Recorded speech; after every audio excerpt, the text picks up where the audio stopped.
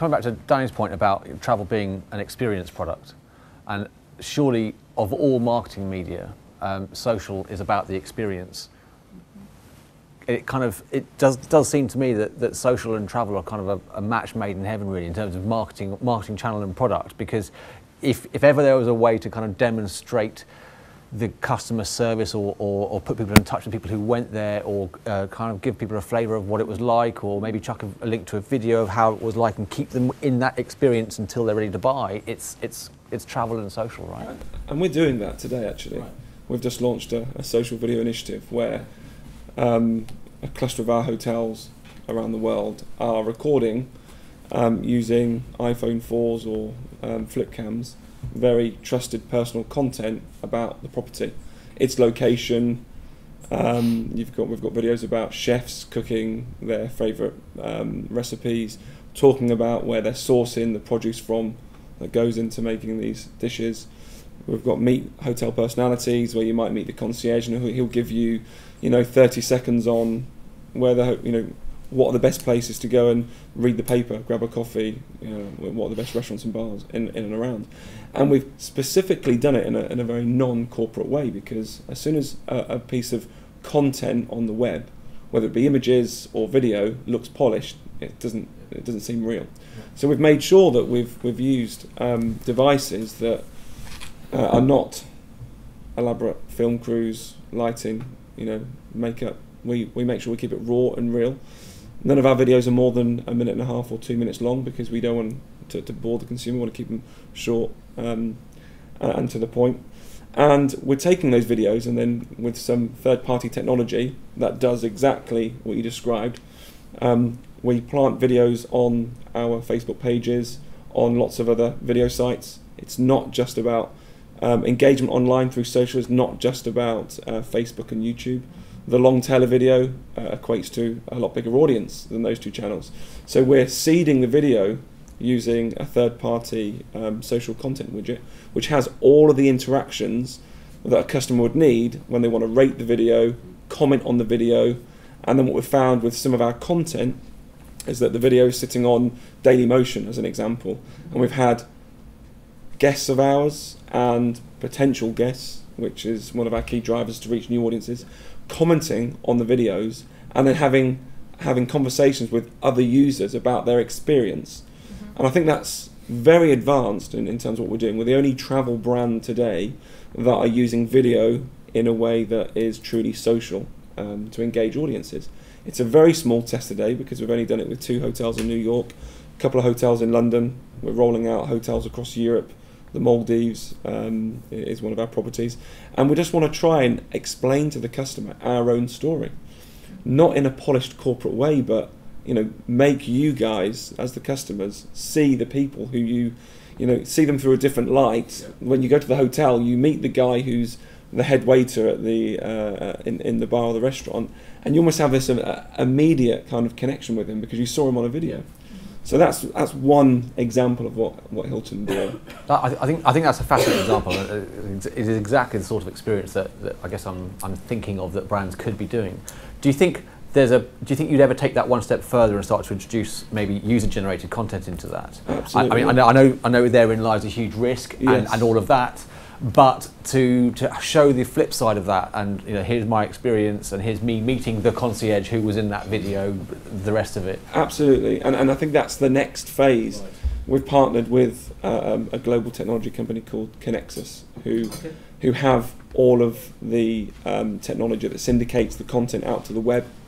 And what's powerful for us as a brand is that when you've got a video on 50 different sites, trying to track what people are saying on the widget on those 50 sites is impossible unless you've got 10 social media managers tracking everything. So the power of the technology is it aggregates all of that information into one place for us, so we can then dynamically optimize the content.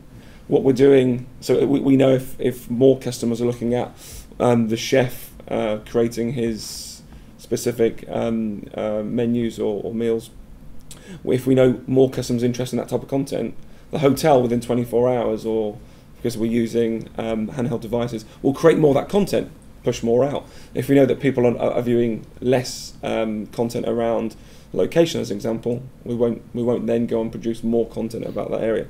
But to your point, the next phase for us is to then get our guests to start producing content and putting it on our own video site where they can share their experience with other people.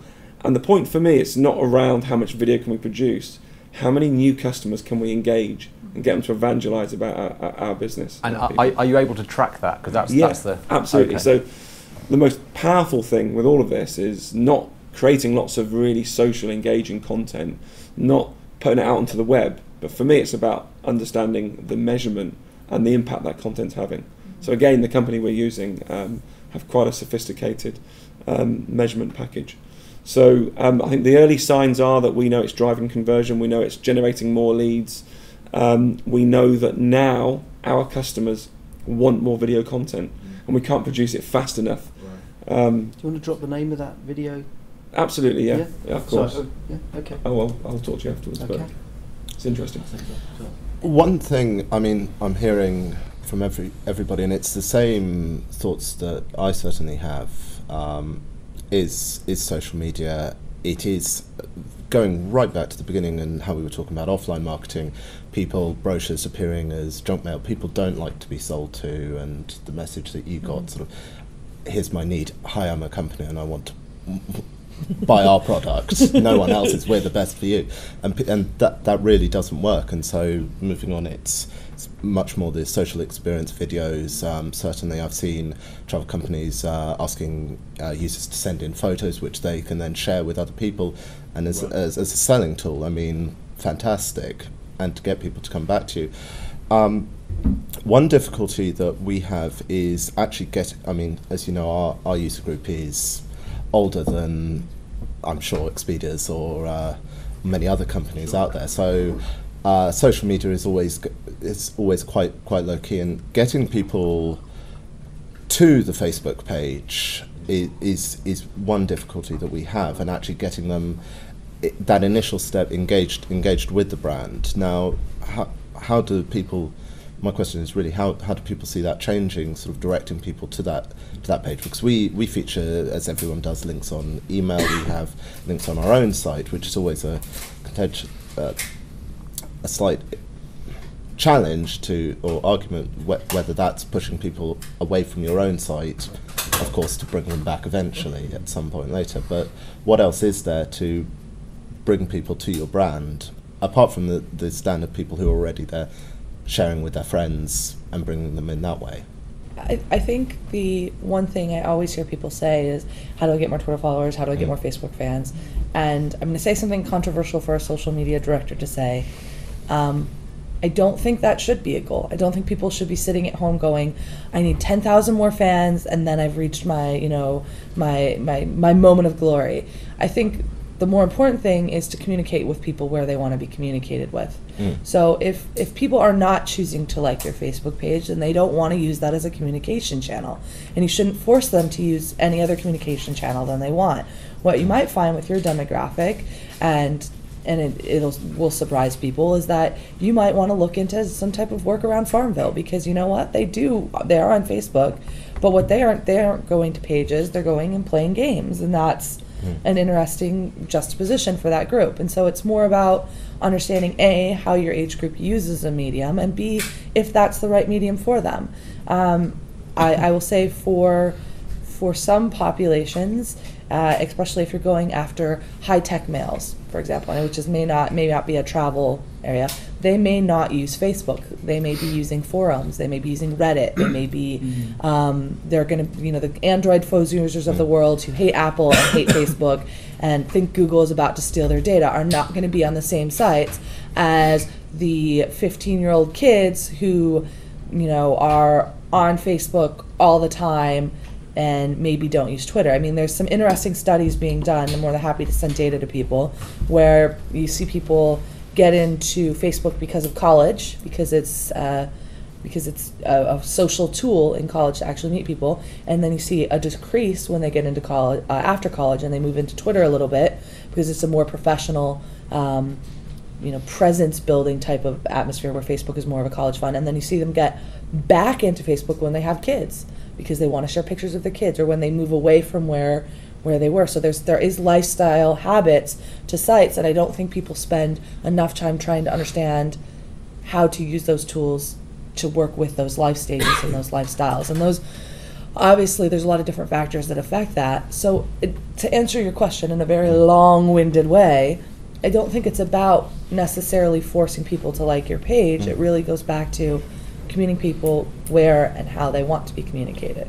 But that said, I think travel has one of the biggest opportunities of, other than short of music, to having natural sharing ability. Because when people travel, the first thing they want to do is tell everybody that they're somewhere cooler than where they were 15 minutes ago. I agree with you, but so far, no one find the key. Yeah. Like no one of the big travel players Exactly. is using social in the right way. But I think if you look at I totally agree that it makes sense. Social and travel are the best match you can find, but you're right. Nobody is doing it perfectly, and I'm not saying they are. But I look at you guys you may or may not know of Roger Smith Hotel. It's a New York small boutique hotel. They were basically struggling and rebuilt their entire business using social media, and they went and got some YouTube celebrities like iJustine before they were big to do some video tours, and now people stay there because it's a social media hotel. And yeah, not everybody can be the social media hotel, but the fact of the matter is they get a lot of business from that relationship. Roger Smith. I would give one example about travel. I think there was a kind of proper way of using this, but I don't know why Facebook decided to remove boxes. You've been able to have on the side white boxes, and I was using these boxes from TripAdvisor where you could make pins where you've been, where you're going, and so on and so on. And your friends could see where you're going, then see photos or whatever. But now the boxes are not allowed anymore. you mean tab? Yeah. Not tab. Was that an application? That was like widgets. A little box you could, That was maybe 1.5 years ago, and there was just the message that widgets will be not available anymore, and they closed this. And I was really a fan of these boxes because I went to Japan especially to make the spin in Osaka. Well, I think you see that on LinkedIn though now. I think LinkedIn's really interesting for travel as well. But there is maybe 20 application right now, not many. There's one that people tend to use the most, and I can't remember. TripIt. That's it. The interesting thing about TripIt is not only does it tell you, so and so's traveling, but it tells you everyone who's in the same city as you. So now that changes the whole way that program gets used. It's quite interesting. In the future, you might see something like, I see that you and your 10 friends are all in this one city. If you guys go into the hotel together, we'll offer you some type of incentive to do that. I think things are changing, and I think that it's sad that there isn't more experimentation when people have such a natural affinity for sharing. People share pictures of lobbies of hotel rooms all the time. People send funny pictures of the guy behind the desk if they have a funny name. I've seen on my handle, I've seen pictures of name tags of employees because that was a clever name, or somebody, one hotel put a funny check-in sign during some event, and somebody takes a picture. That's those little personal touches when done in a hotel don't just live in the hotel anymore. Someone will share it. If you have a nice set of flowers on the front desk, somebody's going to take a picture. And I know I'm saying just hotels because it's obviously what's in my brain right now because I'm staying in one. But I think it's everything. If a trip is good and there's an experience to it, they're going to talk about it and they're going to say who facilitated that for them. So it's maybe thinking a little bit more about the little flourishes with the hopes that they make it beyond just the individual. I think that ties everything up quite nicely with how the offline hits the online so quickly when someone just decides to take a picture of something and tag it or whatever it happens to be. I think that's a really important thing for social, is that I think lots of people are expecting social to begin, continue and end inside a Facebook page or online even. And one of the things that we found doing social campaigns is that it's the work that you do out of almost offline that drives people online, and when they drive online they go straight into shareable channels. And really what you're really trying to do is, sounding like it's a buzzword, you're just trying to stimulate engagement, and for that person to then want to share that engagement, that experience through their social channels. And I think brands that are sort of hoping that, you know, they can force people to like them on their Facebook page, or to get people to like under duress, as I've started calling it, you know, are going to find that those strategies end up, they have a short shelf life, and they fatigue very quickly. And you know, you shouldn't have to have Facebook envy just because such and such a brand has got 10 times more followers than you, because that currency is going to become weaker. And certainly, if you look at Google Plus, I think, launched with its corporate pages this week, wasn't allowing competitions, if I understood rightly. There was a strict embargo in terms and conditions. And one of the speculations is that the reason they don't want this sort of overtly promotional hub on their network is because the second they do it, people will go, "I'll do the sweepstakes as long as you Google Plus one us, you can get in on the sweepstakes." And just like everyone did, you know, as long as you like us, you can play the competition and win the prize. And they want to keep that. They want to keep that social signal off of their network. And so, what I think we're going to see evolving is a far purer affinity between customers and brands across social networks. And you know, on an exchange rate basis, one like will be worth 10, 20 Google Pluses. And if you look at how search and social signals are going to interact, we've already seen it in terms of pages that are liked or plus one, as it were, on the Google Plus network, showing up better in search results, or in the results of people that are within your circles or within your network when they're signed in. I think what is going to happen is that those signals are going to become actually quite powerful, and those signals are going to be, and getting those signals is going to be scarce, and it's going to be difficult, and you're not going to be able to buy them as easily as you've been able to buy Facebook likes, and you're going to have to work a lot harder on engaging the user, and that's when social strategies are really going to have to become a little bit more adventurous. And I think people are going to have to work on content strategy a lot better. I think content strategy really needs to step up a gear. Everyone has paid lip service to the buzzword of, it's all about content, we've got to have more content. And what people have been producing for the last number of years has really been verbiage. Volume. Yeah, we need content from New York. I need a city guide. I need a good restaurants guide. I need a X number of things to do while you're in insert place. And you know, that's not content. I've often thought of content as a euphemism for proposition or for engagement. And content doesn't have to be the written word, as we can say. Danny's give us a great example with the video, photographs that are people sharing, trying to create great content, great initiatives that will make people want to share and honestly like. And that's going to be the new social currency.